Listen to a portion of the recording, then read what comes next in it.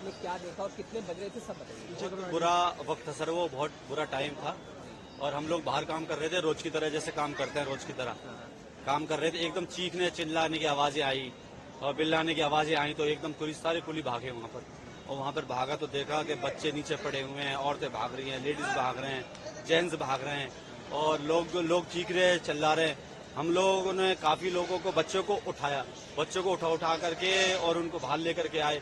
बहुत सारे कुलियों ने कुछ लोग जो खत्म हो गए थे, कुछ बेहोश हो गए थे, उनको उठाया, उठा के एम्बुलेंस तक पहुंचाया। कुछ लोग दबे हुए थे, 8-10 बच्चों को तो हमने निकाला। अब वहाँ ऐसे से बच्चे चीख रहे, चिल्ला रहे। एक दर्दनाक वाकया बताता हूँ मैं आपको, जो हमारी आंखों में आंसू आ गए थे। एक औरत थी जो चिल्ला रही थी, उसकी 4 साल की बच्ची थी, वो रो रही थी कि मेरी बेटी मर गई, मेरी बेटी मर गई। से उस बेटी को हमने पकड़ा, उस बेटी को लेकर के हम बाहर तक पहुंचे सर, और 2 मिनट बाद उस बेटी को सांस आ गया और वो रोने लग गई सर। उसकी माँ जो रोई ना सर, खुशी के मारे, तो मेरी बेटी बच गई, मेरी बेटी बच गई।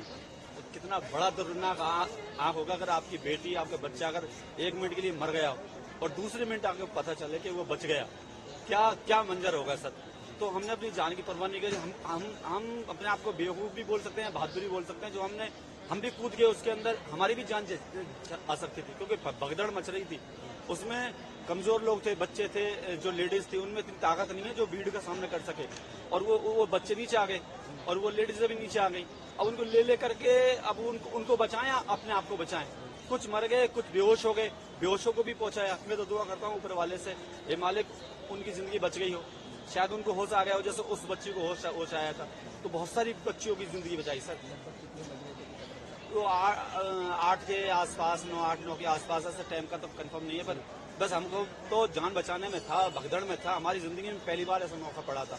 बहुत सी औरतें, आदमी ऐसे थे जो शरीर में बहुत हैवी वजन था, अब उनको उठाना मुश्किल था। लेकिन 4 कुलियों ने मिला करके हाथ पैर पकड़े उनको। हाथ गाड़ी होती है हमारे पास, जो ओवैसी गाड़ी होती है, उस गाड़ी पे पटक करके बाहर एम्बुलेंस तक पहुंचाया। पूरे स्टाफ लगा हुआ था, जीआरपी आती, पुलिस सारे लगे हुए थे मेहनत में। तो उससे 8 बजे से पहले, मतलब उस घटना से पहले का जो था, कितनी लगभग भीड़, बहुत ज्यादा भीड़ तो कई गाड़ियों की थी। वो 14 पे भी थी, 15 पे भी थी, 16 पे भी थी, कई गाड़ी जाती है, उनकी भीड़ थी, रोजाना होती है। ऐसा नहीं था कि कल ही थी वो। लेकिन वो क्या हुआ क्या नहीं हुआ वो ऊपर वाला जाने कैसे हुई, वो क्या नहीं हुआ कैसे हुई। लेकिन बस इतना मालूम है कि वो एक बुरा टाइम था, उसमें कुलियों ने बहुत हेल्प करी सर। कितने लगभग कुली रहे सर? यहाँ 1478 कुली है, 1500 कुली है, लेकिन उस वक्त आधे कुली होते ही होते हैं। और सर इतनी भीड़ में कुलियों का नहीं पता कहाँ है। लेकिन जितने भी जो भी मदद थी हमने उठा करके, हमको रोना है। अब हम अपने आप को भी नहीं समझ पाए, रोए या हमने पहली बार जिंदगी में कोई बड़े ऑपरेशन होते हैं उनको तो लोग करते हैं, हम एक मजदूर किस्म के लोग, हमने तो समझ पहली बार देखा जहाँ लोग मर रहे हो, आंखों में आंसू हो, चीख रहे हो, चिल्ला रहे हो, हमारी हिम्मत ही काम नहीं कर रही। फिर भी हमने जस्ट करके उठाया उनको और उनको ठेले तक पहुंचाया, एम्बुलेंस तक पहुंचाया। कुछ जो हाथ में आ सकते थे, बहुत कुलियों ने मदद करी। जी सर, कितने सालों से यहाँ पर? 15 साल से सर, लेकिन पहली बार ऐसा मंजर देखा। जैसे सर दिवाली और छठ पे भी 5 लाख की भीड़ होती है, लेकिन कभी ऐसा नहीं हुआ। बहुत अच्छा इंतजाम होता है, हमारी स्टाफ की तरफ से बहुत अच्छा इंतजाम होता है। इस वक्त क्या हुआ क्या नहीं हुआ ऊपर वाला ही जाने सर, क्योंकि बहुत बुरा मंजर था, बहुत बुरा मंजर था।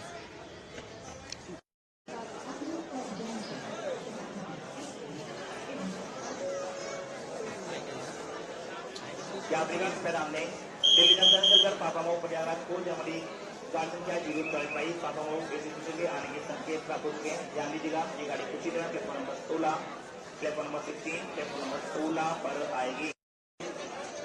पापामाऊ के आने के संकेत प्राप्त हो चुके हैं। ये गाड़ी उसी तरह है, platform number 16, platform number 16, platform number 16 पर आएगी। यात्रीगण